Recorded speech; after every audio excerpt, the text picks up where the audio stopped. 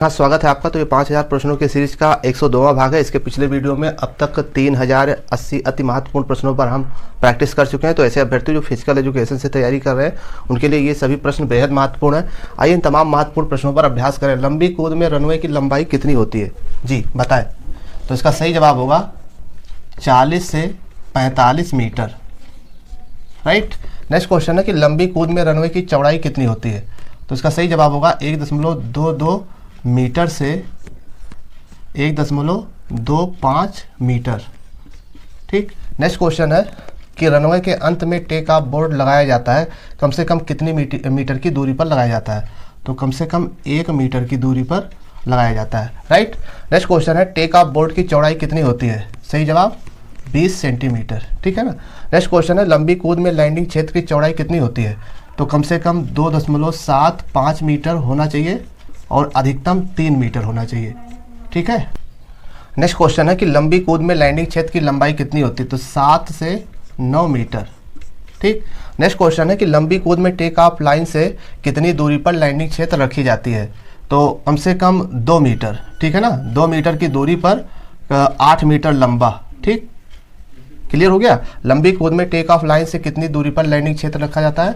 तो 2 मीटर की दूरी पर 8 मीटर लंबा। ठीक। नेक्स्ट क्वेश्चन है लंबी कूद के लिए वायु का वेग मापा जाता है 5 सेकंड की अवधि के लिए। कितना? 5 सेकंड की अवधि के लिए। राइट। नेक्स्ट क्वेश्चन है लंबी कूद में रेत का गड्ढा कितना गहरा होता है? तो इसका सही जवाब होगा 2 से 3 फीट। राइट।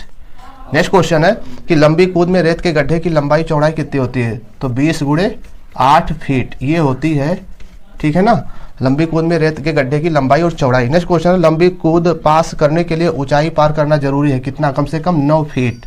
राइट। कम से कम 9 फीट। नेक्स्ट क्वेश्चन है कि लंबी कूद में एथलीट कितने छलांग लगा सकता है? तो सही जवाब होगा 3 छलांग लगा सकता है। नेक्स्ट क्वेश्चन है लंबी कूद में लैंडिंग पिट की लंबाई कितनी होती है? तो इसका सही जवाब होगा 9 से 10 मीटर। राइट।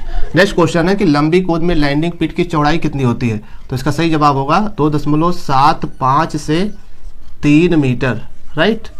नेक्स्ट क्वेश्चन है कि लंबी कूद में टेक ऑफ बोर्ड की लंबाई चौड़ाई कितनी होती है?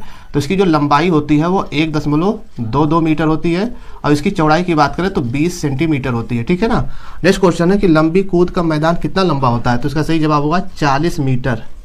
ठीक। नेक्स्ट क्वेश्चन है कि लंबी कूद में कितने चरण होते हैं? तो 4 चरण होते हैं। पहला होता है दौड़ना, दूसरा टेक ऑफ, तीसरा उड़ान और चौथा उतरना। ठीक। नेक्स्ट क्वेश्चन है कि लंबी कूद में लैंडिंग क्षेत्र का आयाम कितना होता है? तो इसकी जो लंबाई होती है 9 होती है और इसकी जो चौड़ाई होती है 2.75 मीटर होती है। ठीक है ना। नेक्स्ट क्वेश्चन है कि फॉस्फरी फ्लॉप संबंधित है किससे? लंबी कूद से संबंधित है। ठीक। नेक्स्ट क्वेश्चन है कि अधिकतम दूरी प्राप्त करने के लिए कूदना चाहिए कितनी डिग्री? ठीक है ना। तो 20 डिग्री। ठीक है ना। 20 डिग्री या उससे कम कोण पर कूदना चाहिए। ठीक। नेक्स्ट क्वेश्चन है कि लंबी छलांग को वैध मानने के लिए स्वीकार्य वायु कितना होना चाहिए? तो 2.0 मीटर प्रति सेकंड होना चाहिए। ठीक है ना। नेक्स्ट क्वेश्चन है कि महिलाओं की लंबी कूद ओलंपिक में कब शामिल की गई? तो महिलाओं की ओलंपिक कूद 1948 में शामिल किया गया था। अगर पुरुषों की बात करें ओलंपिक में कब लंबी कूद शामिल किया गया? तो 1896 में शामिल किया गया था। तो ये थे वो फिजिकल एजुकेशन के महत्वपूर्ण प्रश्न। चाहे तो आप स्क्रीनशॉट भी ले सकते हैं और महत्वपूर्ण प्रश्नों पर चर्चा लगातार जारी रहेगी। चैनल पर नए हैं तो सब्सक्राइब करके जुड़ जाइए। तो मिलते हैं नेक्स्ट वीडियो में। तब तक के लिए जय हिंद।